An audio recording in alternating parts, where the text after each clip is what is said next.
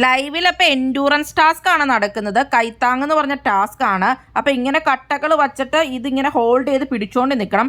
Maximum എത്ര നേരമാണോ നിൽക്കുന്നത് അതനുസരിച്ചാണ് പോയിന്റ് ഒക്കെ കിട്ടുന്നത്. നോറ 2 മിനിറ്റ് 42 സെക്കൻഡും ആയിരുന്നു ഹോൾഡ് ചെയ്ത് പിടിച്ചിട്ടുണ്ടായിരുന്നത്. അത് കഴിഞ്ഞപ്പോൾ നോറയുടെ പോയി. അഭിഷേക് കുറച്ചു നേരമായിട്ട് പിടിച്ചു നിർത്തിയിട്ടുണ്ടായിരുന്നു. ഇപ്പോഴാണ് അഭിഷേകിന്റെ പോയത്. അഭിഷേക് ഹോൾഡ് ചെയ്ത് വെച്ചിട്ടുണ്ടായിരുന്നത് 8 മിനിറ്റ് 5 സെക്കൻഡുമായിരുന്നു. അത് കഴിഞ്ഞപ്പോൾ അഭിഷേകിന്റെ പോയി. അപ്പൊ ഈ ടാസ്ക് കഴിയുമ്പോൾ അഭിഷേകിന് 1 പോയിന്റ് ആണ് കിട്ടാൻ പോകുന്നത്.